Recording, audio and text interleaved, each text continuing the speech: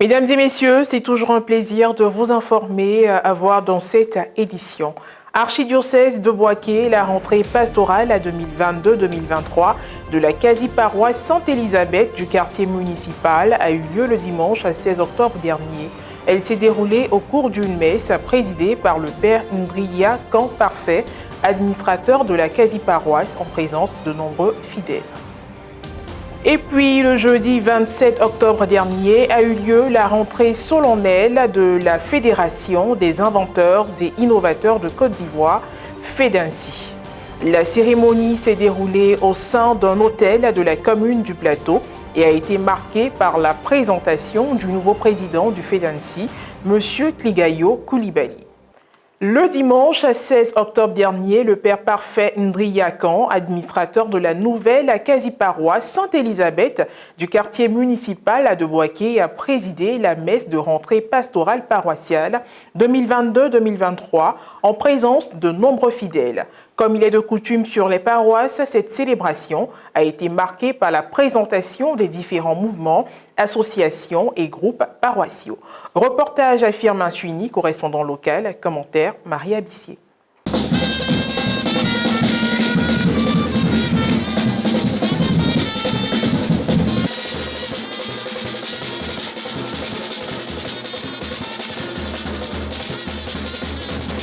La nouvelle quasi-paroisse Sainte-Élisabeth du quartier municipal de Bouaké a ouvert son année pastorale paroissiale 2022-2023 le dimanche 16 octobre dernier par une messe. Elle a été présidée par le père Parfait Ndriya Camp, administrateur de la quasi-paroisse.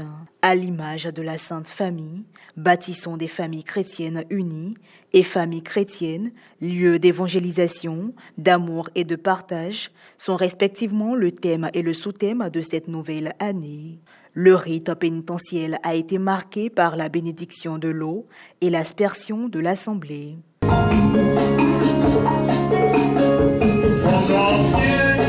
La célébration s'est déroulée normalement par la suite. Dans son homélie, le père célébrant a insisté sur le sous-thème de cette année, tout en exhortant les entités que composent les différentes familles de la paroisse, à savoir père, mère et enfants, à jouer leur rôle d'évangélisateur. Il a aussi invité tous les paroissiens à s'engager résolument pour la construction de la dite paroisse. Articulation spéciale. La présentation des différents mouvements, associations, groupe de la paroisse. Le moment de l'offertoire a été marqué par une procession de dons en nature et en espèces effectuée par les paroissiens.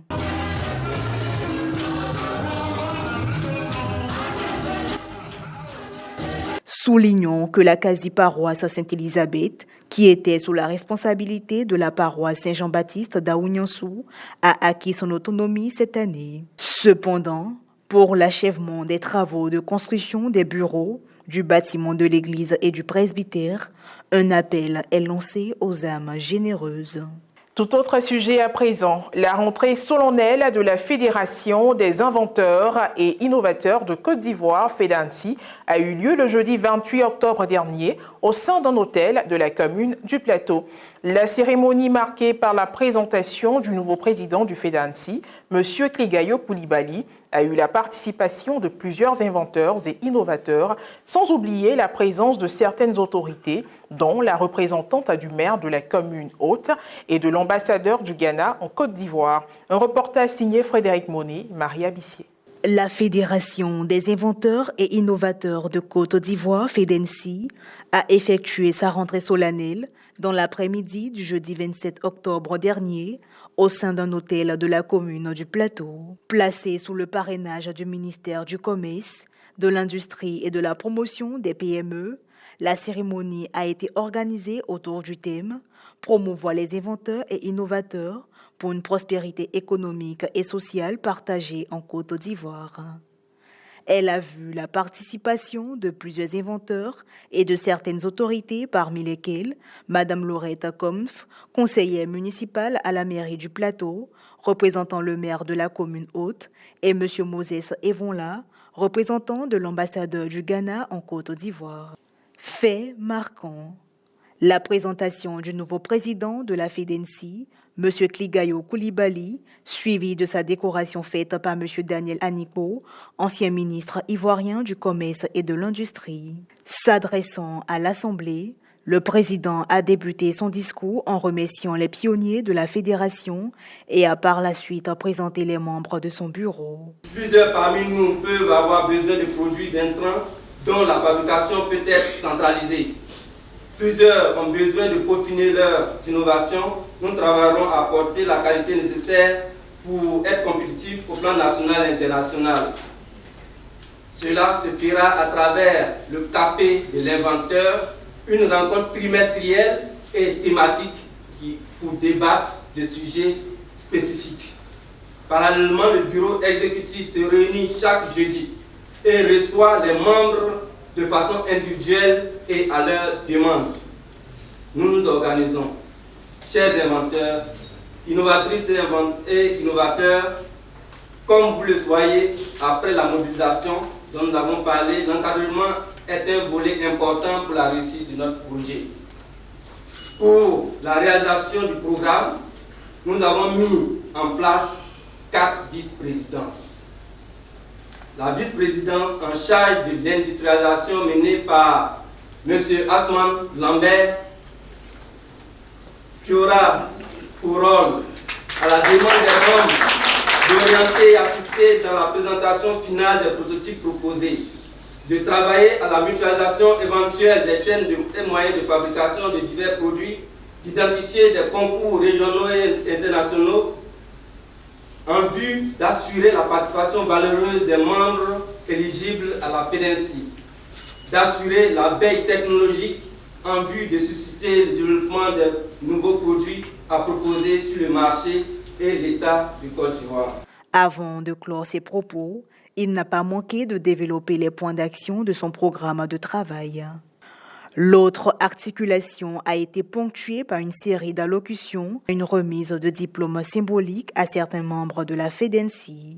Aujourd'hui, nous disons l'innovation est un peu plus rapide, plus facile, parce que nous héritons de culture au niveau de nos différents villages, de nos parents, voilà, qui ont des pratiques que nous pouvons facilement améliorer. Voilà, donc nous allons nous atteler donc à travailler, que ce soit l'inventeur, que ce soit l'innovateur, à créer des produits que tout le monde peut exploiter. Nous voulons motiver, nous voulons amener la population à changer la manière de voir, d'attendre tout qui vienne d'ailleurs, alors que nous-mêmes, nous avons la capacité de produire des choses, de les valoriser. J'ai eu le prix de Innova 2021 sur cancer, 2022 aussi. J'ai eu le prix aussi pour cancer de prostate. Mais aujourd'hui, ce que je suis venu voir, les mots me manquent. Je vois que le travail devient plus bien. Il faut noter que ce sont les innovations qui permettent à des organisations, à des structures, à des entreprises de contourner la concurrence. Et les inventions permettent de tuer la concurrence. On passe ainsi des marchés en situation de monopole. Et donc si un pays comme la Côte d'Ivoire veut s'en sortir, à l'instar donc des grands pays, des grandes nations, il faut compter sur les inventeurs. Oui, il faut compter sur les inventeurs dans des partenariats publics-privés, c'est-à-dire que l'État s'engage, prend des actions dans des entreprises qu'elle s'engage à créer, dans des entreprises dans lesquelles les inventeurs auront leur part. Et le reste est de nous mobiliser autour donc, de notre président pour que nous puissions arriver véritablement à la transformation de la Côte d'Ivoire en pays industrialisé. Et nous en avons la possibilité. L'idée ici, c'est d'aller dans l'investissement, pas des crédits spot simplement, mais de construire des chaînes, construire des unités de production pour la Côte d'Ivoire. Parce que le commerce, sans unité de production, sans industrie, sans innovation, il n'y a pas de commerce. Et voilà, c'est la fin de cette édition d'information. Merci de l'avoir suivi, que Dieu veille sur nous. À très bientôt.